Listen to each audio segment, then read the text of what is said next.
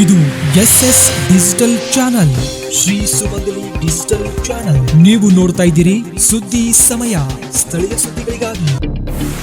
ಸುದ್ದಿ ಸಮಯದ ಪ್ರಾಯೋಜಕರು Mahalakshmi jewellers, gold hub, main road, Kalaburagi.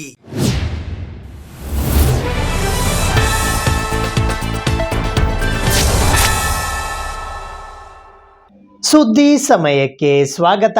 ನಾನು RJ ಮಂಜು ಹಿರೋಳಿ. ಗಣರಾಜ್ಯೋತ್ಸವ ದಿನಾಚರಣೆಯ ಅಂಗವಾಗಿ ನವದೆಹಲಿಯ ರಾಷ್ಟ್ರಪತಿ ಭವನದಲ್ಲಿ ನಡೆಯಲಿರುವ ವಿಶೇಷ ಔತಣಕೂಟ ಕಾರ್ಯಕ್ರಮಕ್ಕೆ ಕಲಬುರಗಿ ಮೂಲದ ಬೆಂಗಳೂರಿನ ಉದ್ಯಮಿ ಕೌಶಿಕ್ ಮುದ್ದಾ ಅವರಿಗೆ ರಾಷ್ಟ್ರಪತಿ ದ್ರೌಪದಿ ಮುರ್ಮು ಅವರಿಂದ ಆಹ್ವಾನ ಬಂದಿದೆ. ಗಣರಾಜ್ಯೋತ್ಸವ ಸಮಾರಂಭದ ಹಿನ್ನೆಲೆಯಲ್ಲಿ ನವದೆಹಲಿಯ ರಾಷ್ಟ್ರಪತಿ ಭವನದಲ್ಲಿ ಆಯೋಜಿಸಿರುವ ಔತಣಕೂಟ ಕಾರ್ಯಕ್ರಮಕ್ಕೆ ದೇಶದ ವಿವಿಧ ಭಾಗಗಳ ವಿಜ್ಞಾನಿ, ಚಿಂತಕರು, ಸಂಶೋಧಕರಿಗೆ ಆಹ್ವಾನ ನೀಡಲಾಗಿದೆ. ವಿಜ್ಞಾನ ತಂತ್ರಜ್ಞಾನ ಕ್ಷೇತ್ರದಲ್ಲಿ ಗಣನೀಯ ಸಾಧನೆ ಸಲ್ಲಿಸಿರುವ ಎಥಿರಿಯಲ್ ಮಿಷನ್ಸ್ ನ ಸಹ ಸಂಸ್ಥಾಪಕರಾದ ಕಲಬುರಗಿ ಮೂಲದ ಬೆಂಗಳೂರಿನ ಉದ್ಯಮಿ ಕೌಶಿಕ್ ಮುದ್ದಾ ಅವರಿಗೆ ಆಮಂತ್ರಣ ಬಂದಿದ್ದು, ಬೆಂಗಳೂರಿನ ಪ್ರಧಾನ ಅಂಚೆ ಕಚೇರಿಯ ಅಧಿಕಾರಿ ಮತ್ತು ಸಿಬ್ಬಂದಿಗಳು ಬೆಂಗಳೂರಿನ ಅವರ ನಿವಾಸಕ್ಕೆ ತೆರಳಿ ಆಹ್ವಾನ ಪತ್ರಿಕೆ ನೀಡಿದರು.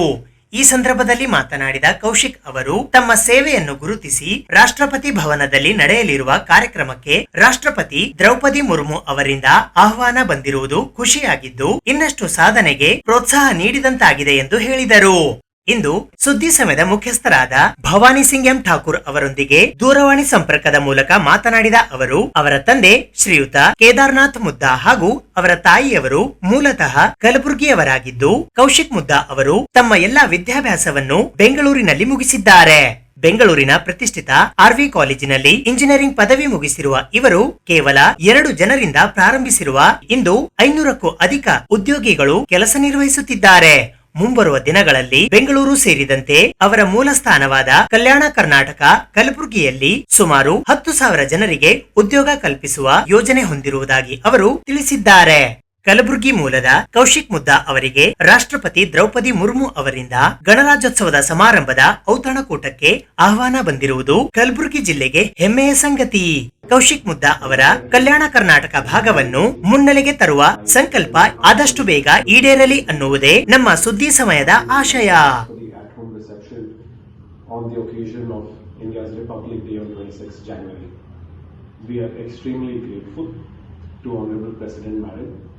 To help.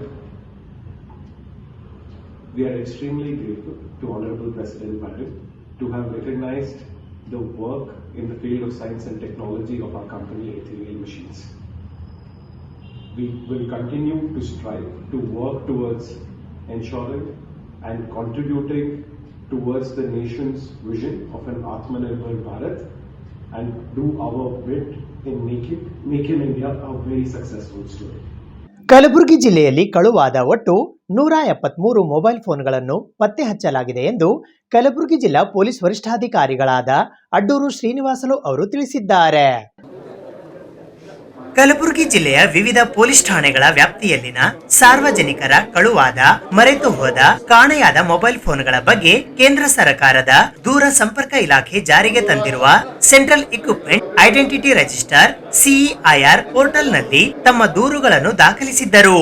ಈ ಮೊಬೈಲ್ಗಳ ಪತ್ತೆಗಾಗಿ ಕಲಬುರಗಿ ಜಿಲ್ಲೆಯ ಎಲ್ಲಾ DSP ಅವರ ಮಾರ್ಗದರ್ಶನದಲ್ಲಿ ಕಲಬುರಗಿ ಜಿಲ್ಲೆಯ ಎಲ್ಲಾ PSI ಮತ್ತು PI ರವರ ಮುಂದಾಳತ್ವದಲ್ಲಿ ಎಲ್ಲಾ ಪೊಲೀಸ್ ಠಾಣೆಗಳಲ್ಲಿನ CEIR ಪೋರ್ಟಲ್ ಕರ್ತವ್ಯ ಸಿಬ್ಬಂದಿಗಳ ಕಾರ್ಯಕ್ಷಮತೆಯಿಂದ ಹಾಗೂ ಸೈಬರ್ ಅಪರಾಧ ಠಾಣೆಯ ಅಧಿಕಾರಿ ಮತ್ತು ಸಿಬ್ಬಂದಿಯವರ ಸಹಾಯದಿಂದ 173 ಮೊಬೈಲ್ ಫೋನ್ಗಳನ್ನು ಪತ್ತೆ ಹಚ್ಚಿದ್ದು, ಸಾರ್ವಜನಿಕರು ತಮ್ಮ ಮೊಬೈಲ್ ಫೋನ್ಗಳನ್ನು ಕಳೆದುಕೊಂಡಲ್ಲಿ CEIR ಪೋರ್ಟಲ್ನಲ್ಲಿ ತಮ್ಮ ದೂರುಗಳನ್ನು ದಾಖಲಿಸಬೇಕು.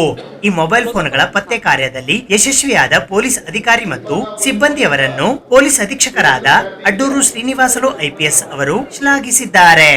ಆಳಂನಲ್ಲಿ 10, ನರೋಣ 11, ನಿಂಬರ್ಗ 5, ಮಾದನ ಹಿಪ್ಪರ್ಗ 5, ಅಫ್ಜಲ್ಪುರ 20, ರೇವೂರ್ 5, ಡಿಜಿಪುರ 10, ಹೀಗೆ ಆಳಂದ್ ಉಪವಿಭಾಗದಲ್ಲಿ ಒಟ್ಟು 66, ಜೇವರ್ಗಿ 1, ನೆಲೋಗಿ 3, ಯಡ್ರಾಮಿ 6, ಕಮಲಾಪುರ 7, ಮಹಾಗಾಂವ್ 5, ಗ್ರಾಮೀಣ ಉಪವಿಭಾಗದಲ್ಲಿ ಒಟ್ಟು 22, ಶಹಾಬಾದ್ 14, ಚಿತ್ತಾಪುರ 22, ವಾಡಿ 11, ಕಾಳಗಿ 16, ಮಾಡ್ಬುಳ್ 11, ಶಹಾಬಾದ್ ಉಪವಿಭಾಗದಲ್ಲಿ ಒಟ್ಟು 74, ಸೈಬರ್ ಪೊಲೀಸ್ ಠಾಣೆಯಲ್ಲಿ 11, ಹೀಗೆ ಒಟ್ಟು 173 ಮೊಬೈಲ್ ಫೋನ್ಗಳನ್ನು ಪತ್ತೆ ಹಚ್ಚಲಾಗಿದೆ.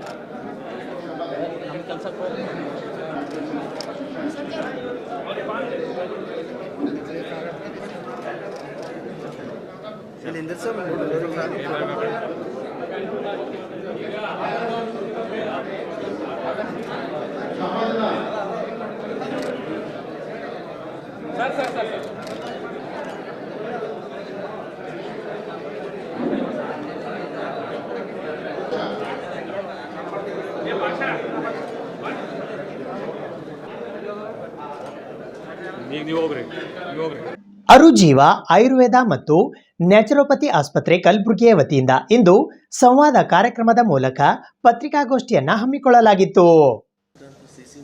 ಅರುಜೀವ ಕಲಬುರ್ಗಿ ಸಂಸ್ಥೆಯು ಮುದ್ರಣ, ವಿದ್ಯುನ್ಮಾನ ಹಾಗೂ ಡಿಜಿಟಲ್ ಮಾಧ್ಯಮಗಳ ಮಿತ್ರರನ್ನು ಅರುಜೀವದ ಪ್ರಯಾಣದಲ್ಲಿನ ಮಹತ್ವದ ಮೈಲಿಗಲ್ಲೊಂದನ್ನು ಗುರುತಿಸುವ ಸಲುವಾಗಿ ಆಯೋಜಿಸಿದ್ದ ವಿಶೇಷ ಮಾಧ್ಯಮ ಸಂವಾದಕ್ಕೆ ಹೃತ್ಪೂರ್ವಕವಾಗಿ ಆಹ್ವಾನಿಸಿತ್ತು. ಈ ಸಂವಾದದ ಉದ್ದೇಶವು ಅರುಜೀವಕ್ಕೆ ದೊರಕುತ್ತಿರುವ ಜಾಗತಿಕ ಗುರುತಿನೊಂದಿಗೆ ಕಲಬುರ್ಗಿಯನ್ನು ಅಂತಾರಾಷ್ಟ್ರೀಯ ವೆಲ್ನೆಸ್ ಹಾಗೂ ವೈದ್ಯಕೀಯ ಪ್ರವಾಸೋದ್ಯಮದ ನಕ್ಷೆಯಲ್ಲಿ ಮಹತ್ವದ ಸ್ಥಾನಕ್ಕೆ ತಂದು ನಿಲ್ಲಿಸುವಲ್ಲಿ ಅರುಜೀವ ವಹಿಸುತ್ತಿರುವ ಪಾತ್ರವನ್ನು ಹಂಚಿಕೊಳ್ಳುವುದಾಗಿದೆ.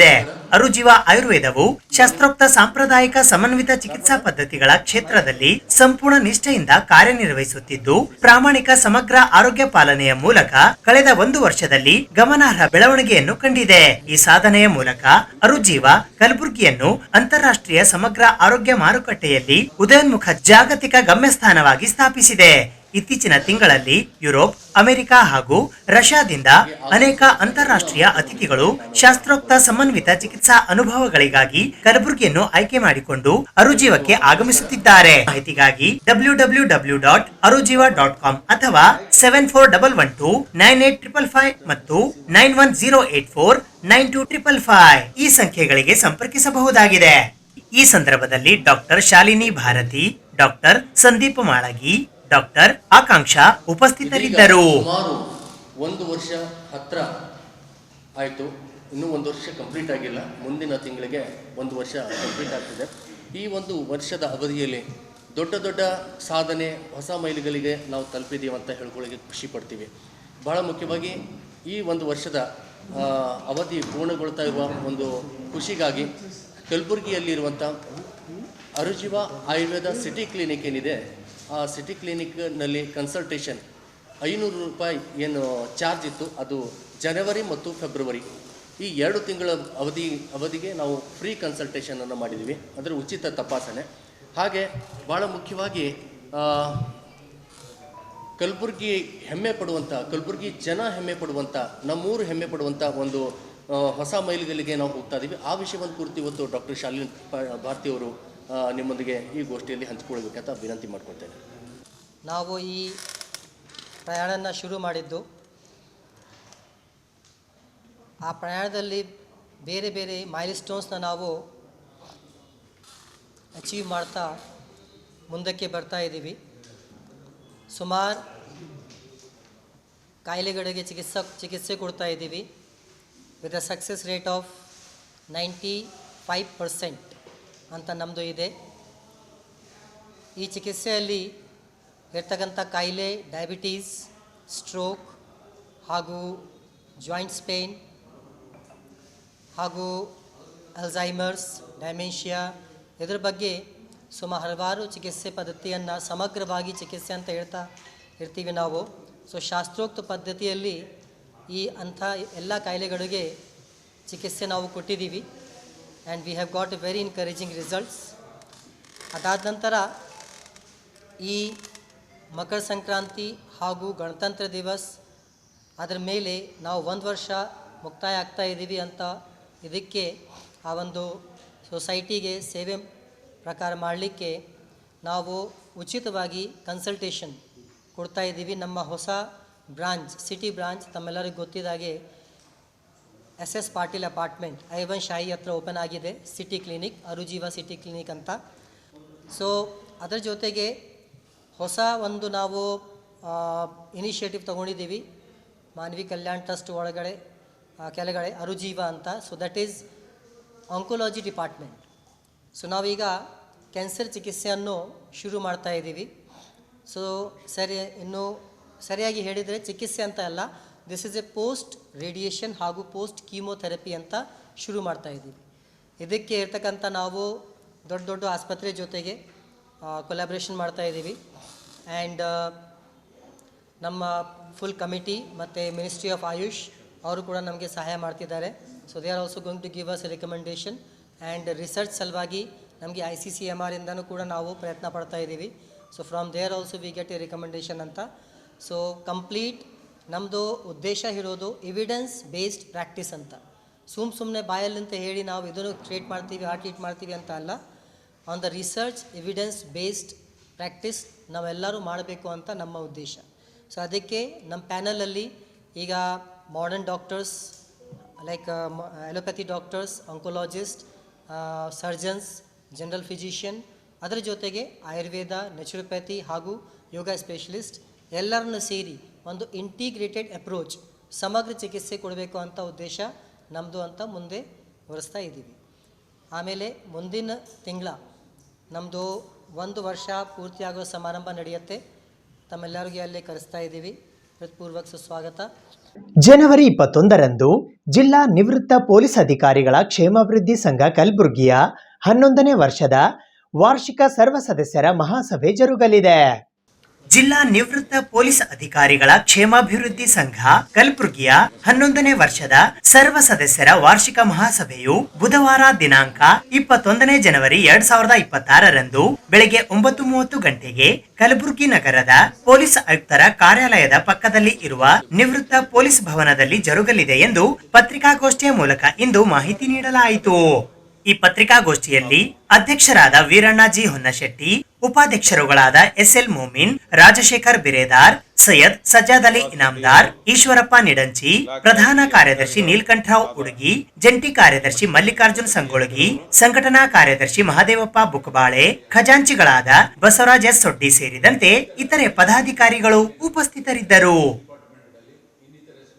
26ರಂದು ನಮ್ಮ ಸಂಘದ 11ನೇ ವಾರ್ಷಿಕ ಸರ್ವ ಸದಸ್ಯರ ಸಭೆ ಇಟ್ಟುಕೊಂಡಿದ್ದು, ಆ ಸಭೆಯಲ್ಲಿ 11ನೇ ವಾರ್ಷಿಕ ಸರ್ವ ಸದಸ್ಯರ ಸಭೆಯ ಪುರವಣಿ ಬಿಡುಗಡೆ ಕಾರ್ಯಕ್ರಮ ಮತ್ತು 75 ವರ್ಷ ಮೇಲ್ಪಟ್ಟ ನಿವೃತ್ತ ಪೊಲೀಸ್ ಅಧಿಕಾರಿಗಳಿಗೆ ಸನ್ಮಾನ ಕಾರ್ಯಕ್ರಮ ಹಮ್ಮಿಕೊಂಡಿದ್ದು, ಈ ಕಾರ್ಯಕ್ರಮದ ದಿವ್ಯ ಸಾನ್ನಿಧ್ಯವನ್ನು ಪರಮಪೂಜ್ಯ ಡಾಕ್ಟರ್ ಗುರುಮೂರ್ತಿ ಶಿವಾಚಾರ್ಯ ಹಿರೇಮಠ ಪಾಳ ವಹಿಸಿಕೊಳ್ಳುವರು. ಅಲ್ಲದೆ ಉದ್ಘಾಟಕರಾಗಿ ಸನ್ಮಾನ್ಯ ಶ್ರೀ ಡಾಕ್ಟರ್ ಶಂಕರ್ ಬಿದ್ರಿ, IPS, ನಿವೃತ್ತ DG ಆ್ಯಂಡ್ IGP, ಕರ್ನಾಟಕ ರಾಜ್ಯ ಬೆಂಗಳೂರು ಮತ್ತು ಅಧ್ಯಕ್ಷರು, ಅಖಿಲ ಭಾರತ ವೀರಶೈವ ಲಿಂಗಾಯತ ಮಹಾಸಭಾ ಕರ್ನಾಟಕ ರಾಜ್ಯ ಬೆಂಗಳೂರವರು ನೆರವೇರಿಸುವರು. ಅಲ್ಲದೆ ಇನ್ನಿತರ ಕಾರ್ಯಕ್ರಮಗಳ ಬಗ್ಗೆ ಆಮಂತ್ರಣ ಪತ್ರಿಕೆಯಲ್ಲಿ ಸವಿಸ್ತಾರವಾದ ವಿವರ ಇರುವುದು, ಅದನ್ನು ತಮ್ಮೆಲ್ಲರಿಗೂ ಆಮಂತ್ರಣದ ಮೂಲಕ ಆಹ್ವಾನಿಸಲಾಗುವುದು. ನಿವೃತ್ತ ಪೊಲೀಸ್ ಅಧಿಕಾರಿಗಳ ಕಾರ್ಯಚಟುವಟಿಕೆಗಳು ಏನೇನು ಹಮ್ಮಿಕೊಂಡಿದ್ದೇವೆಂದರೆ, ಬಡ ವಿದ್ಯಾರ್ಥಿಗಳಿಗೆ ಉಚಿತ ಸ್ಪರ್ಧಾತ್ಮಕ ಪರೀಕ್ಷೆಗಳ ತರಬೇತಿ ಹಾಗೂ ನಿವೃತ್ತ ಪೊಲೀಸ್ ಅಧಿಕಾರಿಗಳ ಮಕ್ಕಳಿಗೂ ಕೂಡ ತರಬೇತಿ ಮತ್ತು ನಿವೃತ್ತ ಪೊಲೀಸ್ ಅಧಿಕಾರಿಗಳ ಕೌಟುಂಬಿಕ ಸಮಸ್ಯೆಗಳಿಗೆ ಸ್ಪಂದನೆ ಮಾಡಿ ಅವರ ತೊಂದರೆಯನ್ನು ನಿವಾರಿಸಲು ಪ್ರಯತ್ನಿಸುತ್ತಿದ್ದೇವೆ. ಅಲ್ಲದೆ ನಮ್ಮ ಸಂಘವು ATG ಆದಾಯ ತೆರಿಗೆ ವಿನಾಯಿತಿ ಕೂಡ ಸರ್ಕಾರದಿಂದ ಪಡೆದುಕೊಂಡಿದ್ದೇವೆ. ಅಲ್ಲದೆ ಈಗ ನಮ್ಮ ಸಂಘದ ಸದಸ್ಯರು ನಿವೃತ್ತ ಪೊಲೀಸ್ ಅಧಿಕಾರಿಗಳು ತಮ್ಮ 1 ತಿಂಗಳ ವೇತನ ಪೆನ್ಷನ್ ಕೊಡುವುದಲ್ಲದೆ ಅದು ಇನ್ನೂ ಕೂಡ ಹೆಚ್ಚಿನ ಸಹಾಯಧನವನ್ನು ಕೂಡ ಅವರು ನಮಗೆ ನೀಡಿದ್ದಾರೆ. ಜನವರಿ 21ರಂದು ರಾಜ್ಯ ಸರ್ಕಾರದ ವತಿಯಿಂದ ನಿಜ ಶರಣ ಶ್ರೀ ಅಂಬಿಗರ ಚೌಡಯ್ಯನವರ ಜಯಂತ್ಯೋತ್ಸವವನ್ನು ಆಚರಿಸಲಾಗುತ್ತಿದ್ದು, ಈ ಹಿನ್ನೆಲೆಯಲ್ಲಿ ಕರ್ನಾಟಕ ರಾಜ್ಯ ಟೋಕರೆ ಕೋಲಿ ಕಬ್ಬಲಿಗ ಸಂಘದ ವತಿಯಿಂದ ಇಂದು ಪತ್ರಿಕಾಗೋಷ್ಠಿಯ ಮೂಲಕ ರಾಜ್ಯ ಸರ್ಕಾರಕ್ಕೆ ಅಭಿನಂದನೆಗಳನ್ನು ಸಲ್ಲಿಸಲಾಯಿತು. ಅವರ ಜಯಂತ್ಯೋತ್ಸವ ದಿನಾಂಕ 21 ಜನವರಿ 2026ರಂದು ಕರ್ನಾಟಕ ಸರ್ಕಾರ ನಿಜ ಶರಣ ಶ್ರೀ ಅಂಬಿಗರ ಚೌಡಯ್ಯನವರ ಜಯಂತ್ಯೋತ್ಸವ ಆಚರಿಸುತ್ತಿದ್ದು, ಈ ಹಿನ್ನೆಲೆಯಲ್ಲಿ ಸರ್ಕಾರ ಮತ್ತು ಎಲ್ಲಾ ಇಲಾಖೆಯ ಅಧಿಕಾರಿಗಳಿಗೂ ಕರ್ನಾಟಕ ರಾಜ್ಯ ಟೋಕರೆ ಕೋಲಿ ಕಬ್ಬಲಿಗ ಸಂಘದ ವತಿಯಿಂದ ಇಂದು ಪತ್ರಿಕಾಗೋಷ್ಠಿಯ ಮೂಲಕ ಅಭಿನಂದನೆಗಳನ್ನು ಸಲ್ಲಿಸಲಾಯಿತು. ಈ ಪತ್ರಿಕಾಗೋಷ್ಠಿಯಲ್ಲಿ ರಾಜ್ಯಾಧ್ಯಕ್ಷರಾದ ಬಸವರಾಜ ಎಸ್ ಹರವಾಳ್, ರೇವಣಸಿದ್ದಪ್ಪ ಹಲ್ಚೇರಿಕರ್, ಬಾಬುರಾವ್ ಭೋವಿ ಚೇಂಗಟ, ನಾಮದೇವ್ ಪಾಟೀಲ್, ಶ್ರೀಮಂತ್ ಸಾಗನೂರ್, ಅವಧೂತ್ ಇಟಗ, ಅಪ್ಪಸಾಬ್ ಮಳ್ಳಿ, ಈರಣ್ಣ ಲಕ್ಬೋ ಸೇರಿದಂತೆ ಇತರರು ಉಪಸ್ಥಿತರಿದ್ದರು. ಶರಣರ ಜಯಂತಿ ದಿನದಂದು ರಾಜ್ಯದ ಎಲ್ಲ ಶಾಲಾ ಕಾಲೇಜುಗಳಲ್ಲಿ, ಪ್ರೌಢಶಾಲೆಯಲ್ಲಿ ಮತ್ತು ಸರ್ಕಾರಿ ಕಚೇರಿಗಳಲ್ಲಿ ಅಂಬಿಗರ ಚೌಡಯ್ಯನವರ ವಚನಗಳು, ಕವಿಗೋಷ್ಠಿಯಾಗಲಿ, ಸಂವಾದಗಳಾಗಲಿ, ವಚನಗಳ ಮುಖಾಂತರ ಶಾಲಾ ಎಲ್ಲ ಮಕ್ಕಳಿಗೆ ವಿಚಾರ ಸಂಕಿರಣ ಮಾಡುವ ಮುಖಾಂತರ ಅಂಬಿಗರ ಚೌಡಯ್ಯನವರ ಜಯಂತ್ಯೋತ್ಸವ ನಡೆಯಬೇಕೆಂಬುದು ಈ ನಮ್ಮ ರಾಜ್ಯ ಸಂಘದ ಅಭಿಪ್ರಾಯವಾಗಿದೆ.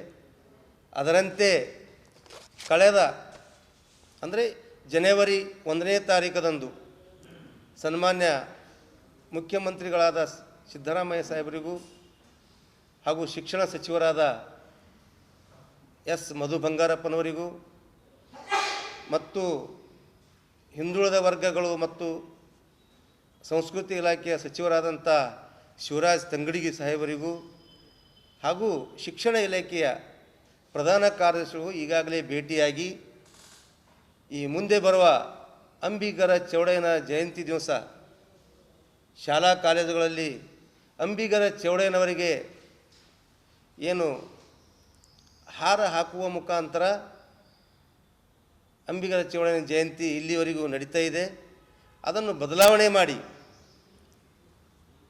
ಶಾಲೆಯಲ್ಲಿ ಮಕ್ಕಳಿಗೆ ಅಂಬಿಗರ ಚೌಡಯ್ಯನವರ ವಚನಗಳು, ವಿಚಾರಗಳು ಸಂಖ್ಯೆ ನಡೀಬೇಕಂಥೇಳಿ ನಾವು ಎಲ್ಲ ಸಚಿವರಿಗೂ ಮುಖ್ಯಮಂತ್ರಿಗಳಿಗೂ ಈಗಾಗಲೇ ನಾವು ಭೇಟಿಯಾಗಿ ನಾವು ಮನವಿಯನ್ನು ಕೊಟ್ಟು ಬಂದಿರ್ತೀವಿ.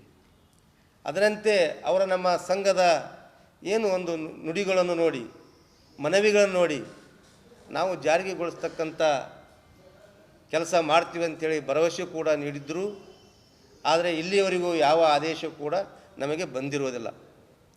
ಆದ ಕಾರಣ ಮತ್ತೊಮ್ಮೆ ನಾವು ಇವತ್ತು ಕರ್ನಾಟಕ ಸರ್ಕಾರಕ್ಕೆ ಮತ್ತು ಕಲಬುರಗಿ ಜಿಲ್ಲೆಯ ಜಿಲ್ಲಾಡಳಿತಕ್ಕೆ ನಾವು ಮತ್ತೊಮ್ಮೆ ಮನವಿ ಮಾಡ್ತಾಯಿದ್ದೀವಿ. ಈಗ ಮೊನ್ನೆ ಅಂಬಿಗರ ಚೌಡಯ್ಯನವರ ಜಯಂತಿ ಕುರಿತು ಪೂರ್ವಭಾವಿ ಸಭೆ ಜಿಲ್ಲಾಡಳಿತ ವಿಧಾನಸೌಧದಲ್ಲಿ ಕರೆಯಲಾಗಿತ್ತು. ಅದರಲ್ಲಿ ಕೂಡ ನಾವು ADC ಅವರಿಗೂ ಮತ್ತು ಕನ್ನಡ ಮತ್ತು ಸಂಸ್ಕೃತಿ ಇಲಾಖೆಯವರಿಗೂ ನಾವು ತಿಳಿಸಿದ್ದೀವಿ. ಅದರ ಕುರಿತು ನಾವು ಆದೇಶಗಳನ್ನು ಹೊರಡಿಸ್ತೀವಿ ಮತ್ತು ಸರ್ಕಾರದಿಂದ ನಮಗೆ ಒಂದು ಲೆಟರ್ಗಳು ಇಲ್ಲಿವರೆಗೂ ಬಂದಿಲ್ಲ. ಸುದ್ದಿ ಇನ್ನು ಇವೆ, ಸದ್ಯಕ್ಕೆ ಬ್ರೇಕ್. ಇದು SS ಡಿಜಿಟಲ್ ಚಾನಲ್, ಶ್ರೀ ಸುಮಂಗಲಿ ಡಿಜಿಟಲ್ ಚಾನಲ್. ನೀವು ನೋಡ್ತಾ ಇದ್ದೀರಿ ಸುದ್ದಿ ಸಮಯ, ಸ್ಥಳೀಯ ಸುದ್ದಿಗಳಿಗಾಗಿ. ಸುದ್ದಿ ಸಮಯದ ಪ್ರಾಯೋಜಕರು Mahalakshmi jewellers, gold hub, main road, Kalaburagi.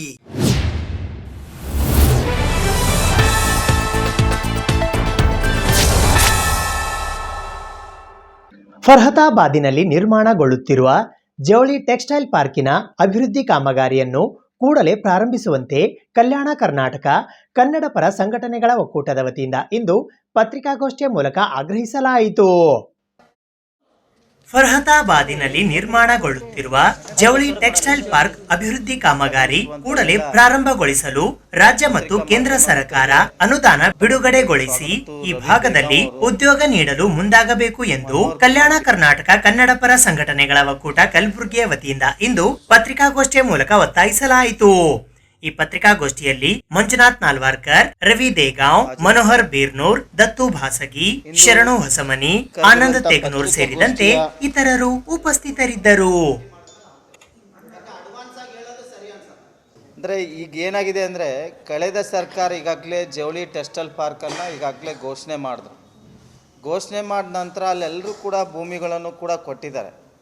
ಆದರೆ ಈ ಭಾಗದಲ್ಲಿ ಉದ್ಯೋಗವನ್ನು ಸೃಷ್ಟಿಯಾಗಬೇಕು, ಇಲ್ಲಿ ಟೆಕ್ಸ್ಟೈಲ್ ಪಾರ್ಕ್ ಆಗುವ ಮೂಲಕವಾಗಿ ಈ ಭಾಗದಲ್ಲಿ ಸುಮಾರು 1 ಲಕ್ಷ ಜನರನ್ನು ಉದ್ಯೋಗವನ್ನು ಕಲ್ಪಿಸಬೇಕನ್ನುವಂಥ ಒಂದು ಕಲ್ಪನೆ ಕಳೆದ ಸರ್ಕಾರ ಇಟ್ಕೊಂಡಿತ್ತು, ಈಗಿರುವಂಥ ರಾಜ್ಯ ಸರ್ಕಾರ ಕೂಡ ಇಟ್ಕೊಂಡಿದೆ. ಆದರೆ ಇದಕ್ಕೆ ಮೂಲ ಬೇಕಾದಂಥ ವ್ಯವಸ್ಥೆ ಏನಂದರೆ, ಈ ಒಂದು ಅಭಿವೃದ್ಧಿ ಕಾಮಗಾರಿಕೆ ಪ್ರಾರಂಭ ಆಗಬೇಕಾದ್ರೆ ಸುಮಾರು KKRDBಯಿಂದ 150 ಕೋಟಿ ಅನುದಾನನ ಕೊಡಬೇಕು, ಮುಖ್ಯಮಂತ್ರಿಗಳು 200 ಕೋಟಿ ಅನುದಾನ ಕೊಡಬೇಕು, ಉಳಿದ 750 ಕೋಟಿ ಅನುದಾನವನ್ನು ಕೇಂದ್ರ ಸರ್ಕಾರ ಕೂಡ ಅದನ್ನು ಕೊಡೋ ಮೂಲಕವಾಗಿ 1,000 ಕೋಟಿ ಅನುದಾನ ಬಿಡುಗಡೆ ಮಾಡಿದ್ರೆ ಅಭಿವೃದ್ಧಿ ಕಾಮಗಾರಿಕೆಯನ್ನು ಪ್ರಾರಂಭ ಆಗ್ತದೆ. ಇದು ನಂತರವಾಗಿ ಈ ಭಾಗದಲ್ಲಿ ಉದ್ಯೋಗ ಸೃಷ್ಟಿಯಾಗ್ತದೆ. ಅನೇಕ ಉದ್ಯಮಿದಾರರು ಕೂಡ ಕಲಬುರಗಿಗೆ ಬರ್ತಾರೆ, ಇಲ್ಲೊಂದು ಉದ್ಯೋಗ ಸೃಷ್ಟಿ ಆಗೋದ್ರಿಂದ ಆ ಕಲ್ಪನೆ ಇಟ್ಕೊಂಡೆ ಇವತ್ತು ಕಲಬುರಗಿ ವಿಮಾನ ನಿಲ್ದಾಣವನ್ನು ಪ್ರಾರಂಭ ಆಗಿದ್ದು. ಆದರೆ ವಿಮಾನ ನಿಲ್ದಾಣ ಇವತ್ತು ಸೇವೆಯನ್ನು ಸ್ಥಗಿತಗೊಳಿಸಿರುವಂಥ ಉದ್ದೇಶನೇ ಅಷ್ಟೇ. ಅದನ್ನು ಆ ಕಂಪ್ನಿಗೆ ಲಾಭ ಸಿಗ್ತಲ್ಲ, ಹೋಗುವಂಥ ಜನಸಾಮರು ಕಮ್ಮಿ ಆಗಿಬಿಟ್ಟಿದ್ದಾರೆ, ಅಂದರೆ ರೇಟು ಕೂಡ ಜಾಸ್ತಿ ಆಗಿದೆ. ಹಾಗಾಗಿ ಅದರ ಜೊತೆಯಲ್ಲಿ ಇವತ್ತು ಟ್ರಾವೆಲಿಂಗು ಮತ್ತು ಈ ಒಂದು ವ್ಯವಸ್ಥೆಗೆ ಇವತ್ತು ವಿಮಾನ ನಿಲ್ದಾಣ ಭಾಳ ಅವಶ್ಯಕತೆ ಇದೆ. ಹಾಗಾಗಿ ಇಲ್ಲಿ ವಿಮಾನ ನಿಲ್ದಾಣ ಕರೆಕ್ಟಾಗಿ ನಡಿಬೇಕು, ನಿರಂತರವಾಗಿ ಇದು ಚಟುವಟಿಕೆಯಲ್ಲಿ ಇರಬೇಕು. ಇದು ಜನರಿಗೆ ಈ ಭಾಗದ ಉದ್ಯೋಗಗಳಿಗೆ, ಈಗಾಗದ ವ್ಯಾಪಾರಿ ಉದ್ಯಮಿಗಳಿಗೆ ಅದನ್ನು ವ್ಯವಸ್ಥೆಯನ್ನು ಆಗಬೇಕಾದ್ರೆ ಇವತ್ತು ಇಲ್ಲೊಂದು ಟೆಕ್ಸ್ಟೈಲ್ ಪಾರ್ಕನ್ನು ಕೂಡಲೇ ಅದನ್ನು ಕಾಮಗಾರಿಕೆಗೆ ಬೇಕಾಗಿರುವಂಥ ವ್ಯವಸ್ಥೆಗಳು ರಾಜ್ಯ ಸರ್ಕಾರ, ಕೇಂದ್ರ ಸರ್ಕಾರ, KKRDB ಇದನ್ನು ಮುಂದಾಗಬೇಕು. ಮತ್ತು ಈ ಭಾಗದ ಎಲ್ಲ ಜನಪ್ರತಿನಿಧಿಗಳು ಅವರು ಕೂಡ ಮುಂದಾಗಬೇಕು ಈ ಒಂದು ಕಾಮಗಾರಿಕೆಗೆ ಅನ್ನುವಂಥ ಒಕ್ಕೂಟದಿಂದ ಒತ್ತಾಯನ ಮಾಡ್ತಾ ಇದ್ದೇವೆ. ಇದಲ್ಲದೆ ಕೂಡ ಜನವರಿಯ ಕೊನೆಯ ವಾರದಲ್ಲಿ ಒಕ್ಕೂಟದ ಸುಮಾರು ಒಂದು 10 ಜನರ ಒಂದು ನಿಯೋಗ ಬೆಂಗಳೂರಿಗೆ ತೆರಳುವ ಮೂಲಕವಾಗಿ ಮಾನ್ಯ ಮುಖ್ಯಮಂತ್ರಿಗಳಿಗೆ ಇವತ್ತು ಕಲಬುರಗಿ ದಕ್ಷಿಣ ಮತಕ್ಷೇತ್ರದ ಶಾಸಕರಾದಂಥ ಅಲ್ಲಂಪ್ರಭು ಪಾಟೀಲ್ಜಿ ಅವರನ್ನು ನಾನು ಈಗಾಗಲೇ ಮನವಿ ಮಾಡಿದ್ದೇವೆ. ಅವರು ಅದು ಡೇಟನ್ನು ತೆಗೆದುಕೊಂಡು ನಮಗೆ ಒಂದು ಡೇಟನ್ನು ಹೇಳ್ತೀನಿ ಅಂದರೆ ಅವರ ನೇತೃತ್ವದಲ್ಲಿ ಒಂದು ಮುಖ್ಯಮಂತ್ರಿಗಳಿಗೆ ಭೇಟಿ ಮಾಡಿ ಸಂಪೂರ್ಣದಂಥ ಮಾಹಿತಿಯನ್ನು ಕೊಡೋ ಮೂಲಕವಾಗಿ ಈ ಭಾಗದಲ್ಲಿ ಉದ್ಯೋಗ ಹಬ್ಬನ್ನು ಪ್ರಾರಂಭಿಸಬೇಕು. IT-BT ಸಚಿವರು ನಮ್ಮ ಕಲಬುರಗಿ ಉಸ್ತುವಾರಿ ಸಚಿವರು ಅಂತ ಪ್ರಿಯಾಂಕ್ ಖರ್ಗೆಜಿಯವರೇ ಇದ್ದಾರೆ. ಹಾಗಾಗಿ ಮಾಧ್ಯಮ ಮೂಲಕ ಮನವಿ ಮಾಡ್ಕೊಳ್ತೇವೆ. IT-BT ಸಚಿವರು ಇದ್ರಿ, ಇವತ್ತು ಮೆಡಿಕಲ್ ಹಬ್ಬನ್ನು ಮಾಡ್ತಾಯಿದ್ರಿ, ಅದ್ರ ಜೊತೆಯಲ್ಲಿ ಉದ್ಯೋಗ ಹಬ್ಬನ ಭಾಳ ಅವಶ್ಯಕತೆ ಇದೆ. ಈ ಭಾಗದಲ್ಲಿ ಉದ್ಯೋಗನ ಸೃಷ್ಟಿಯಾಗಬೇಕು. ಇವತ್ತು ನಿರುದ್ಯೋಗ ಸಮಸ್ಯೆ ಹೆಚ್ಚಾಗಿದೆ. ಇವತ್ತು ಬೆಂಗಳೂರು ಆಗಿರ್ಬೋದು, ಇವತ್ತು ಮುಂಬೈ ಆಗಿರ್ಬೋದು, ಗೂಳಿ ಹೋಗ್ತಾನೆ ಜನರು ಹೋಗೋ ಜನರು ಸಂಖ್ಯೆ ಕಮ್ಮಿ ಆಗ್ತಲ್ಲ, ದಿನದಿಂದ ದಿನಕ್ಕೆ ಹೆಚ್ಚಾಗ್ತಾಯಿದೆ. ಹಾಗಾಗಿ ಇವತ್ತು ಈ ಒಂದು ಉದ್ಯೋಗಕ್ಕಾಗಿ ಇವತ್ತು ಜವಳಿ ಪಾರ್ಕನ್ನು ಅದ್ರ ಜೊತೆಯಲ್ಲಿ ಈ ಭಾಗದ ಅಭಿವೃದ್ಧಿಗಾಗಿ ಕೂಡ ಮಾನ್ಯ ಮುಖ್ಯಮಂತ್ರಿಗಳು ಒತ್ತು ಕೊಡಬೇಕು ಅಂತೇಳಿ ಇವತ್ತು ನಾವು ಬೆಂಗಳೂರಿಗೆ ತೆರಳಿ ಅವರಿಗೆ ಎಲ್ಲ ವಿಷಯಗಳ ಬಗ್ಗೆ ಚರ್ಚೆ ಮಾಡಿ ಕೂಡಲೇ ಈ ಭಾಗದಲ್ಲಿ ಒಂದು ಜವಳಿ ಪಾರ್ಕ್ ವ್ಯವಸ್ಥೆಗಳನ್ನು ಆಗಬೇಕು. ಆಗದೇ ಇದ್ದಲ್ಲಿ ಮುಖ್ಯಮಂತ್ರಿಗಳಿಗೆ ಭೇಟಿ ಮಾಡಿದ್ಮೇಲೂ ಕೂಡ ಸ್ವಲ್ಪ ದಿನ ಕಾಲಾವಕಾಶ ಕೊಟ್ಟ ಮೇಲೆ ಆಗದೇ ಇದ್ದಲ್ಲಿ ಎಲ್ಲ ಶಾಸಕರ ಮನೆ ಮುಂದೆ ನಾವು ಒಂದೊಂದು ಸಂಘಟನೆ ಒಂದೊಂದು ದಿನ ಸರಣಿಯಾಗಿ ಆ ಹೋರಾಟವನ್ನು ಮಾಡೋ ಮೂಲಕವಾಗಿ ಈ ಭಾಗದ ಉದ್ಯೋಗ ಸೃಷ್ಟಿಯಾಗಬೇಕು. ಜವಳಿ ಪಾರ್ಕ್ ಅಭಿವೃದ್ಧಿಗಾಗಿ ಎಲ್ಲ ಶಾಸಕರು ರಾಜ್ಯ ಸರ್ಕಾರ ಮತ್ತು ಕೇಂದ್ರ ಸರ್ಕಾರದ ಮೇಲೆ ಒತ್ತಡ ಹಾಕುವ ಮೂಲಕವಾಗಿ ಜವಳಿ ಪಾರ್ಕಿಗೆ ಬೇಕಾಗುವಂಥ 1,000 ಕೋಟಿ ಅನುದಾನವನ್ನು ಕೊಡೋ ಮೂಲಕ ಈ ಭಾಗದಲ್ಲಿ ಅಭಿವೃದ್ಧಿ ಕಾರ್ಯ ಆಗಬೇಕು. ಕೂಡಲೇ ಅತಿ ಶೀಘ್ರದಲ್ಲಿ ಜವಳಿ ಪಾರ್ಕನ್ನು ಉದ್ಘಾಟನೆ ಆಗಬೇಕು. ಕೇಂದ್ರದ ಬಜೆಟ್ನಲ್ಲಿ ಕಲ್ಯಾಣ ಕರ್ನಾಟಕ ಮತ್ತು ಕಲಬುರಗಿ ಜಿಲ್ಲೆಯ ಬೇಡಿಕೆಗಳನ್ನು ಈಡೇರಿಸುವಂತೆ ಕಲ್ಯಾಣ ನಾಡು ವಿಕಾಸ ವೇದಿಕೆ ಕಲಬುರಗಿಯ ವತಿಯಿಂದ ಇಂದು ಪತ್ರಿಕಾಗೋಷ್ಠಿಯ ಮೂಲಕ ಕೇಂದ್ರ ಸರ್ಕಾರಕ್ಕೆ ಒತ್ತಾಯಿಸಲಾಯಿತು. ಕೇಂದ್ರದ ಬಜೆಟ್ನಲ್ಲಿ ಕಲ್ಯಾಣ ಕರ್ನಾಟಕ ಮತ್ತು ಕಲಬುರಗಿ ಜಿಲ್ಲೆಯ ಬೇಡಿಕೆಗಳನ್ನು ಈಡೇರಿಸುವಂತೆ ಕಲ್ಯಾಣ ನಾಡು ವಿಕಾಸ ವೇದಿಕೆಯ ವತಿಯಿಂದ ಇಂದು ಪತ್ರಿಕಾಗೋಷ್ಠಿಯ ಮೂಲಕ ಕೇಂದ್ರ ಸರ್ಕಾರಕ್ಕೆ ಆಗ್ರಹಿಸಲಾಯಿತು. ಈ ಪತ್ರಿಕಾಗೋಷ್ಠಿಯಲ್ಲಿ ಸಂಸ್ಥಾಪಕ ಅಧ್ಯಕ್ಷರಾದ ಮುತ್ತಣ್ಣ ಎಸ್ ನಡಗೇರಿ, ಜಿಲ್ಲಾಧ್ಯಕ್ಷರಾದ ಬಾಬು ಮದನ್ಕರ್, ಜಿಲ್ಲಾ ಉಪಾಧ್ಯಕ್ಷರಾದ ಜೈಭೀಮ ಮಾಳಗೆ, ನಗರಾಧ್ಯಕ್ಷರಾದ ಅವಿನಾಶ್ ಕಪನೂರ್, ಜಿಲ್ಲಾ ಪ್ರಧಾನ ಕಾರ್ಯದರ್ಶಿಗಳಾದ ಮೋಹನ್ ಸಾಗರ್, ಸಾಮಾಜಿಕ ಜಾಲತಾಣದ ಜಿಲ್ಲಾಧ್ಯಕ್ಷರಾದ ಪ್ರವೀಣ್ ಖೇಮನ್, ಕಮಲಾಪುರ ತಾಲೂಕಾ ಅಧ್ಯಕ್ಷರಾದ ನಾಗು ಡೋಂಗರ್ಗಾಂವ್, ಆಟೋ ಚಾಲಕರ ಘಟಕದ ಜಿಲ್ಲಾಧ್ಯಕ್ಷರಾದ ದತ್ತು ಜಮಾದಾರ್ ಸೇರಿದಂತೆ ಇತರರು ಉಪಸ್ಥಿತರಿದ್ದರು. ಯೋಜನೆಗಳು ಬಂದಿಲ್ಲ, ಕೆಲವು ಯೋಜನೆಗಳು ರದ್ದಾಗ್ಯಾವ, ಕೆಲವು ಯೋಜನೆಗಳು ಸ್ಥಳಾಂತರಗೊಂಡವ. ಅದಕ್ಕೆ ನಾವು ಪ್ರತಿ ವರ್ಷ ನಮ್ಮ ಸಂಘಟನೆ ಆರಂಭ ಆಗಿ 6 ವರ್ಷ ಮುಗಿದು 7ನೇ ವರ್ಷ ರನ್ನಿಂಗ್ ಅದ. ಪ್ರತಿ ವರ್ಷ ಬಜೆಟ್ ಟೈಮಿಗೆ ನಾವು ಮನವಿ ಮಾಡೋದು ವಿಭಿನ್ನವಾಗಿ ಹೋರಾಟ ಮಾಡೀವಿ. ಈಗ ರಕ್ತದ ಪತ್ರ ಕೊಟ್ಟಿವಿ, ಜೊತೆಗೆ ಬೊಬ್ಬೆ ಪ್ರತಿಭಟನೆ ಮಾಡೀವಿ, ಅರಬತ್ತಲ್ಲಿ ಪ್ರತಿಭಟನೆ ಮಾಡೀವಿ, ಮನವಿ ಕೊಟ್ಟಿವಿ, ಸಾಕಷ್ಟು ಸಾರಿ ಪ್ರತಿಭಟನೆ ಮಾಡೀವಿ. ಆದರೂ ಕೇಂದ್ರ ಸರ್ಕಾರ ನಮ್ಮದು ಕಲಬುರಗಿ ಜಿಲ್ಲೆ, ವಿಶೇಷವಾಗಿ ಕಲಬುರಗಿ ಜಿಲ್ಲೆ ಅಂತಂದ್ರೆ ಮಲ್ತಾಯಿ ಧೋರಣೆ ತೋರ್ಕೊತಾರೆ. ಈ ಮಲ್ತಾಯಿ ಧೋರಣೆ ತೋರಿಸೋದು ಬಂದ್ ಮಾಡಿ ನಮಗೆ ನ್ಯಾಯ ದೊರಕಿಸಿ ಕೊಡುವಂಥ ಕೆಲಸ ಮಾಡಬೇಕು ಕೇಂದ್ರ ಸರ್ಕಾರ. ಮೊದಲನೇದಾಗಿ ಕಲಬುರಗಿ ಏಮ್ಸ್ ಕೊಡಬೇಕು. ಕಲಬುರಗಿ ಏಮ್ಸ್ ಯಾಕೆ ಕೊಡಬೇಕಪ್ಪ ಅಂತಂದ್ರೆ 2018ದಾಗ ಕೇಂದ್ರ ಸರ್ಕಾರದೇ ಪಾರ್ಲಿಮೆಂಟ್ರಿ ಅಕೌಂಟ್ಸ್ ಕಮಿಟಿ ಶಿಫಾರಸು ಮಾಡ್ಯಾವ. ಏನು ಮಾಡ್ಯದ ಅಂತಂದ್ರೆ ಆಲ್ ಓವರ್ ಇಂಡಿಯಾದಾಗ ಏನು ESI ಹಾಸ್ಪಿಟಲ್ ಮತ್ತು ಮೆಡಿಕಲ್ ಕಾಲೇಜ್ ಅವ ಅವಕ್ಕೆ ಅಪ್ಗ್ರೇಡ್ ಮಾಡಿ ಮೇಲ್ದರ್ಜೆಗೇರಿಸಿ ಏಮ್ಸ್ ಆಸ್ಪತ್ರೆ ಮಾಡ್ಬೇಕಂತೇಳಿ 2018ದಾಗ ಪಾರ್ಲಿಮೆಂಟ್ರಿ ಅಕೌಂಟ್ಸ್ ಕಮಿಟಿ ಹೇಳ್ಯಾರ. ಅದಾದ ನಂತರ 2020ದಾಗ ಮದ್ರಾಸ್ ಹೈಕೋರ್ಟ್ ಕೂಡ ಅದೇ ಸೇಮ್ ಇದ್ರ ಇಶ್ಯೂ ಮೇಲೆ ಜಜ್ಮೆಂಟ್ ಮಾಡ್ಯದ. ಆಲ್ ಓವರ್ ಇಂಡಿಯಾದಾಗ ಏನು ESI ಆಸ್ಪತ್ರೆ ಮತ್ತು ಮೆಡಿಕಲ್ ಕಾಲೇಜ್ ಏನವ ಅವು ಮೇಲ್ದರ್ಜೆಗೇರಿಸಿ ಏಮ್ಸ್ ಮಾಡಬೇಕು ಅಂತೇಳಿ ಮದ್ರಾಸ್ ಹೈಕೋರ್ಟ್ ಕೂಡ ಜಜ್ಮೆಂಟ್ ಮಾಡ್ಯದ. ಮತ್ತು ಅದೇ ರೀತಿಯಾಗಿ ನಮ್ಮ ಭಾಗದ ಅಭಿವೃದ್ಧಿಗಾಗಿ ಏನು ಸಮಿತಿ ಆಗಿತ್ತು, ನಂಜುಂಡಪ್ಪ ವರದಿ ಸಮಿತಿ. ಆ ನಂಜುಂಡಪ್ಪ ಸಮಿತಿದಾಗೂ ಕಲಬುರಗಿದಾಗ ಏಮ್ಸ್ ಆಲ್ ಅಂತೇಳಿ ಡಿಮಾಂಡ್ ಅದ. ಅದಕ್ಕೆ ನಾವು ಕೇಂದ್ರ ಸರ್ಕಾರಕ್ಕೆ ವಿನಂತಿ ಮಾಡ್ಕೋತೀವಿ, ಕೂಡಲೇ ಈ ಬಜೆಟ್ನಾಗ ಏಮ್ಸ್ ಕಲಬುರಗಿ ಘೋಷಣೆ ಮಾಡಬೇಕು. ಈಗ ಕಲಬುರಗಿ ಏಮ್ಸ್ ಘೋಷಣೆಯಿಂದ ಕೇಂದ್ರ ಸರ್ಕಾರಕ್ಕೂ ಅನುಕೂಲ ಅದ. ಯಾಕಂದ್ರೆ ಯೂನಿವರ್ಸಿಟಿದವ್ರು ಜಾಗ ಕೊಡೋಕೆ ರೆಡಿ ಇರ, ಜೊತೆಗೆ ದೊಡ್ಡ ಪ್ರಮಾಣದಾಗ ಕಟ್ಟಡದ ಈಗಿನ ಅಂದಾಜು ವೆಚ್ಚ ಅಂತಂದ್ರೆ 2,000 ಕೋಟಿ ರೂಪಾಯಿ ಖರ್ಚು ಮಾಡಿ ಕಟ್ಟೋದು. ಅದು 50% ಬಳಕೆ ಆಗ್ಲತ್ತ, ಇನ್ನೂ 50% ಬಳಕೆ ಆಗಲಾಗ್ಯದ. ಅದಕ್ಕೆ ನಾವು ಕೇಂದ್ರ ಸರ್ಕಾರಕ್ಕೆ ಆರ್ಥಿಕ ಹೊರೇನೂ ಆಗೋದಿಲ್ಲ. ಮತ್ತು ಎಲ್ಲ ವ್ಯವಸ್ಥೆನೂ ಅದಲ್ಲಿ, ಕಟ್ಟಡದ, ನೀರದ, ಮತ್ತು ಏನಂತಾರೆ medical college, dental college, nursing college, paramedical college ಎಲ್ಲ ರೀತಿಯಿಂದ ಸೌಕರ್ಯ ಇದೆ. ಅದಕ್ಕೆ ಅಪ್ಗ್ರೇಡ್ ಮಾಡಿದ್ರೆ ಏನು ಬೋರ್ಡ್ ಬದಲಾಯಿಸೋದು ಅಷ್ಟೇ ಅದ, ಇಲಾಖೆಯಿಂದ ಇಲಾಖೆ ಬೋರ್ಡ್ ಬದಲಾಯಿಸೋದು ಅಷ್ಟೇ ಅದ. ಅದಕ್ಕೆ ಕೇಂದ್ರ ಸರ್ಕಾರ ಈ ಕೂಡಲೇ ನಮ್ಮ ESI ಆಸ್ಪತ್ರೆಯನ್ನು ಏಮ್ಸ್ ಆಗಿ ಮೇಲ್ದರ್ಜೆಗೇರಿಸ್ಬೇಕಂತೇಳಿ ನಾವು ವಿನಂತಿ ಮಾಡ್ಕೋತೀವಿ. ಅದೇ ರೀತಿ ಕರ್ನಾಟಕದಾಗೆ 4 ಪಥ ಹೆದ್ದಾರಿಗಳು ಇರ್ತಕ್ಕಂಥ ಕೆಲವು ಪ್ರಮುಖ ನಗರಗಳ ಹೆಸರು ಹೇಳ್ತೀವಿ. ಬೆಂಗಳೂರಿಗೆ 8 ಅವ, ಮೈಸೂರಿಗೆ 3 ಅದಾವ, ಹುಬ್ಳಿಗೆ 6 ಅದಾವ, ಬೆಳಗಾವಿಗೆ 4 ಅದಾವ, ಶಿವಮೊಗ್ಗಕ್ಕೆ 3 ಅದಾವ, ಮಂಗಳೂರಿಗೆ 4 ಅದಾವ. ಅದೇ ರೀತಿ ಕಲ್ಯಾಣ ಕರ್ನಾಟಕದಾಗೆ ಕೆಲವೊಂದು ನಗರಗಳಿಗೆ ಅಷ್ಟೇ ಚತುಷ್ಪಥ ಹೆದ್ದಾರಿ ಅದ. ಅದ್ರಾಗ ಬಳ್ಳಾರಿಗೆ 4 ಅದಾವ, ರಾಯಚೂರಿಗೆ 6 ಆಗ್ಲತ್ತವ ಟೋಟಲಿ, ಹೊಸಪೇಟೆಗೆ 4 ಅದಾವ, ಕೊಪ್ಪಳಕ್ಕೆ 2 ಅವ, ಕಲಬುರಗಿ 0 ಅದ. ಡಿವಿಷನ್ ಹೆಡ್ಕ್ವಾರ್ಟರ್ಸ್ ಅದ, ಕಲಬುರಗಿ 0 ಅದಾವ. ಯಾವುದೇ 4 ಪಥ ಹೆದ್ದಾರಿಗಳು ಕಲಬುರಗಿಗಿಲ್ಲ. ಅದಕ್ಕೆ ನಾವು ಕೇಂದ್ರ ಸರ್ಕಾರಕ್ಕೆ ಏನು ವಿನಂತಿ ಮಾಡ್ತೀವಿ ಅಂದ್ರೆ ಜೇವರ್ಗಿಲಿಂದ ಬಳ್ಳಾರಿ ತನಕ ವಯಾ ಲಿಂಗಸೂರು ಸಿಂಧನೂರು ಚತುಷ್ಪಥ ಹೆದ್ದಾರಿ ಆಗಬೇಕು. ಅದೇ ರೀತಿ ಹುಮ್ನಾಬಾದ, ಕಲಬುರಗಿ, ಜೇವರ್ಗಿ, ಬಿಜಾಪುರ ತನಕ ಚತುಷ್ಪಥ ಹೆದ್ದಾರಿ ಆಗಬೇಕು. ಅದಾದ ನಂತರ ಕಲಬುರಗಿ, ಶಾಬಾದವಾಡಿ, ಯಾದಗಿರಿ, ರಾಯಚೂರು ತನಕ ಚತುಷ್ಪಥ ಹೆದ್ದಾರಿ ಆಗಬೇಕಂತ ಒಂದು ಬೇಡಿಕೆ ಇದೆ. ಮಾತೃ ಸ್ಪಂದನ ಸೇವಾ ಸಂಸ್ಥೆ ಕಲಬುರಗಿಯ ವತಿಯಿಂದ ಇಂದು ಪತ್ರಿಕಾಗೋಷ್ಠಿಯನ್ನ ನಡೆಸಲಾಯಿತು. ಮಾತೃ ಸ್ಪಂದನ ಸೇವಾ ಸಂಸ್ಥೆ ಕಲಬುರಗಿ ಮಾತೋಶ್ರೀ ಸಾವಿತ್ರಿಬಾಯಿ ಫುಲೆ ಪದವೀಧರರ ಹಿತರಕ್ಷಣಾ ವೇದಿಕೆ ಕಲಬುರಗಿಯ ವತಿಯಿಂದ ಇಂದು ಪತ್ರಿಕಾಗೋಷ್ಠಿಯನ್ನ ನಡೆಸಲಾಯಿತು. ಈ ಪತ್ರಿಕಾಗೋಷ್ಠಿಯಲ್ಲಿ ಜಿಲ್ಲಾ ನ್ಯಾಯಾಲಯ ಕಲಬುರಗಿಯ ನ್ಯಾಯವಾದಿಗಳು ಮತ್ತು ಸಂಸ್ಥೆಯ ಕಾರ್ಯದರ್ಶಿಗಳಾದ ಸಿದ್ದೇಶ್ವರಿ ಪಾಟೀಲ್, ಗುಲ್ಬರ್ಗಾ ವಿಶ್ವವಿದ್ಯಾಲಯ ಕಲಬುರಗಿಯ ಮಾಜಿ ಅಕಾಡೆಮಿಕ್ ಕೌನ್ಸಿಲ್ ಮೆಂಬರ್ ಹಾಗೂ ಮಾತೋಶ್ರೀ ಸಾವಿತ್ರಿಬಾಯಿ ಫುಲೆ ಪದವೀಧರರ ಹಿತರಕ್ಷಣಾ ವೇದಿಕೆ ಕಲಬುರಗಿಯ ಯೋಗೇಶ್, ಗುಲ್ಬರ್ಗಾ ವಿಶ್ವವಿದ್ಯಾಲಯ ಕಲಬುರಗಿಯ ಮಾಜಿ ಸಿಂಡಿಕೇಟ್ ಸದಸ್ಯರಾದ ಡಾಕ್ಟರ್ ಪಲ್ಲವಿ ಪಾಟೀಲ್ ಸೇಡಂ, ಅತಿಥಿ ಉಪನ್ಯಾಸಕರ ಹುದ್ದೆಯಿಂದ ವಂಚಿತ ಅಭ್ಯರ್ಥಿ ಡಾಕ್ಟರ್ ಸಾಯಿಬಣ್ಣ ಈರಣ್ಣ ಗುಡುಬಾ ಸೇರಿದಂತೆ ಇತರರು ಉಪಸ್ಥಿತರಿದ್ದರು. ವಿಶ್ವವಿದ್ಯಾಲಯದ ಆರಂಭದ ದಿನಗಳಲ್ಲಿ ಪತ್ರಿಕೋದ್ಯಮ ವಿಭಾಗದಲ್ಲಿ ಕೆಲಸ ಮಾಡಿದ್ರು. ಆಗ ಪತ್ರಿಕೋದ್ಯಮ ವಿಭಾಗದಲ್ಲಿ PhD ಕ್ಯಾಂಡಿಡೇಟ್ಗಳೇ ಇರಲಿಲ್ಲ. ನಾನು ಕೂಡ ಸುಭಾಷ್ ಬಣಗಾರ್ ಸರ್ ಅವರಿದ್ದಾಗ ಕೇವಲ MA ಪದವೀಧರರಿದ್ದೆ. ನನಗೂ ಕೂಡ ಅವಕಾಶ ಇತ್ತು. ಬಹುತೇಕರು MA ಪದವೀಧರರು ಅಲ್ಲಿ ಪಾಠ ಮಾಡಕ್ಕೆ ಅವಕಾಶ ಇತ್ತು.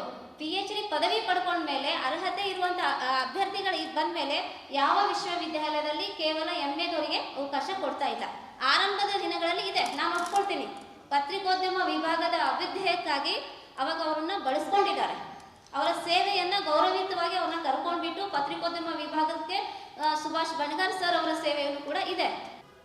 UGC ನಾರ್ಮ್ಸ್ ಪ್ರಕಾರ UGC ಗೈಡ್ಲೈನ್ ಇದೆ, ಯಾವುದೇ ಡಿಪಾರ್ಟ್ಮೆಂಟ್ನಲ್ಲಿ ಪರ್ಮನೆಂಟ್ ಫ್ಯಾಕಲ್ಟಿ ಇಲ್ಲ ಅಂತಂತಂದರೆ ಅಲ್ಲಿರ್ತಕ್ಕಂಥ ವಿದ್ಯಾರ್ಥಿಗಳ ಆಧಾರದ ಮೇಲೆ, ವರ್ಕ್ಲೋಡ್ ಆಧಾರದ ಮೇಲೆ ಗೆಸ್ಟ್ ಲೆಕ್ಚರನ್ನು ಅಪಾಯಿಂಟ್ಮೆಂಟ್ ಮಾಡಿಕೊಟ್ಟಂಥ ಪ್ರೊವಿಷನ್ ಅದು ಯಾರ್ಯಾರಿಗಿದೆ ಅಂದರೆ ವಿಭಾಗದ ಸಂಯೋಜಕರು ಮತ್ತು ಡೀನ್ಗೆ ಮತ್ತು ಕುಲಸಚಿವರಿಗೂ ಮತ್ತು ಕುಲಪತಿಗಳಿಗೆ ಇವರು 4 ಮಂದಿ ಜವಾಬ್ದಾರರು. ಈಗ ಹೋದ ವರ್ಷ ನಾನು ಅಲ್ಲಿ 2-3 ವರ್ಷದಿಂದ ನಾನು ಅಲ್ಲಿ ಕೆಲಸ ಮಾಡ್ತಾ ಬಂದಿದ್ದೀನಿ. ಮೊದಲು ನಾನು ಶರಣಬಸವ ವಿವಿಯಲ್ಲಿ ಅಲ್ಲಿ ಅಸಿಸ್ಟೆಂಟ್ ಪ್ರೊಫೆಸರ್ ಆಗಿ ಅಲ್ಲಿ ಕೆಲಸ ಮಾಡೀನಿ. ಯಾವಾಗ ನಾನು ಇಲ್ಲಿ ಅರ್ಜಿ ಹಾಕಿದ ತಕ್ಷಣ ನನಗೆ ಸೆಲೆಕ್ಷನ್ ಮಾಡಿದರು. ಹೋದ ವರ್ಷ ಇಷ್ಟೇ ಜನರ ಅಭ್ಯರ್ಥಿಗಳು ವಿದ್ಯಾರ್ಥಿಗಳಿದ್ದರು, ಅಷ್ಟೇ ವರ್ಕ್ ಲೋಡ್ ಇತ್ತು, 7 ಜನರಿಗೆ ತೊಗೊಂಡಿದ್ರು. ಈ ಸಮಸ್ಯೆ ಹೋದ ವರ್ಷವೂ ಇತ್ತು. ನಾವೇನು ಮಾಡಿದೆವು, ಹೋದ ವರ್ಷ ಡೈರೆಕ್ಟ್ VCಗೆ ಹೋಗಿ ಒಂದು ಕಂಪ್ಲೇಂಟ್ ಮಾಡಿದೆವು. ಸರ್, ನಾವು ಎಲಿಜಿಬಿಲಿಟಿ ಇದ್ದೀವಿ, ಈ ರೀತಿ ಡಿಪಾರ್ಟ್ಮೆಂಟ್ ನಡೀತಾ ಇದೆ, ಹಾಗಾಗಿ ನಮ್ಮನ್ನು ನೀವು ಕನ್ಸಿಡರ್ ಮಾಡಿ ಉಳುಗಿದ ನಂತರ ಬೇರೆಯವರಿಗೆ ಕನ್ಸಿಡರ್ ಮಾಡಿದರೆ ನಮಗೆ ಯಾವುದೇ ಅಭ್ಯಂತರ ಇಲ್ಲ ಅಂತಂದಾಗ ಅವರು ಫಸ್ಟ್ ಸೆಲೆಕ್ಷನ್ ಮಾಡಿದ ಯಾರಿಗೆ ಅಂತಂತಂದರೆ ಹೋದ ವರ್ಷ 4 ಅಭ್ಯರ್ಥಿಗಳಿಗೆ, ಒಂದು ಡಾಕ್ಟರ್ ಅಶೋಕ್, ಕುಮಾರಸ್ವಾಮಿ ಮಾಡಿಲ್ಲ, ರಾಜ್ಕುಮಾರ್ ದಂಡೂರಿಗೂ, ಸರ್ದಾರ್ಗೂ, ಡಾಕ್ಟರ್ ಸಾಹೇಬಣ್ಣ 4 ಮಾಡಿದರು, ಸರಿನಾ? ನಂತರ ಅವರು ಬಂದು ಮತ್ತು ದಯಾನಂದ್ ಸರ್ ಏನು ಮಾಡಿದರು, ಸಾಹೇಬಣ್ಣ ಅವರೇ ಇಲ್ಲಿವರೆಗೆ ನಿಮ್ಮ 4 ಮಂದಿಗೆ ಅಪಾಯಿಂಟ್ಮೆಂಟ್ ಮಾಡೀವಿ, ಇನ್ನೂ ಒಂದು 3 ಜನಕ್ಕೆ ನಾವು ತಗೋಬೇಕಾಗಿದೆ, ನಿಮಗಂತೂ ಸೆಲೆಕ್ಷನ್ ಆಗಿರಿ, ಈಗ ನೀವೇನು ಹೇಳ್ತೀರಿ, ಏನು ಕೋರ್ಟಿಗೆ ಹೋಗೋರೋ ಅಥವಾ ಆ್ಯಸ್ ಇಟ್ ಈಸ್ ಎಕ್ಸ್ಪೀರಿಯನ್ಸ್ ಆಧಾರದ ಮೇಲೆ ಇರಲಿ ಅಂತ ಅಂತೀರಿ. ಸರ್ ನೀವು ಯಾರಿಗೇನ ತಗೋರಿ, ನಮಗೆ ಅಭ್ಯಂತರ ಇಲ್ಲ. ಇದು ಇವತ್ತಿನ ಸುದ್ದಿ ಸಮಯ. ಸ್ಥಳೀಯ ಸುದ್ದಿಗಳಿಗಾಗಿ ನೋಡ್ತಾ ಇರಿ ಸುದ್ದಿ ಸಮಯ. ನಿಮ್ಮ ನೆಚ್ಚಿನ ಸುದ್ದಿ ಸಮಯವನ್ನು ಡೆನ್ ಸೆಟಾಪ್ ಬಾಕ್ಸ್ನ ಚಾನಲ್ ಸಂಖ್ಯೆ 746ರಲ್ಲಿ ಪ್ರತಿದಿನ ರಾತ್ರಿ 9 ಗಂಟೆಗೆ, ಮರುಪ್ರಸಾರ ರಾತ್ರಿ 10 ಗಂಟೆಗೆ ಮತ್ತು ಮರುದಿನ ಬೆಳಿಗ್ಗೆ 8 ಗಂಟೆ ಮತ್ತು 9 ಗಂಟೆಗೆ ವೀಕ್ಷಿಸಬಹುದು.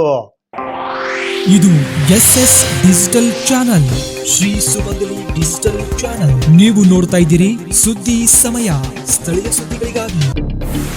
ಸುದ್ದಿ ಸಮಯದ ಪ್ರಾಯೋಜಕರು Mahalakshmi jewellers, gold hub, main road, Kalaburagi.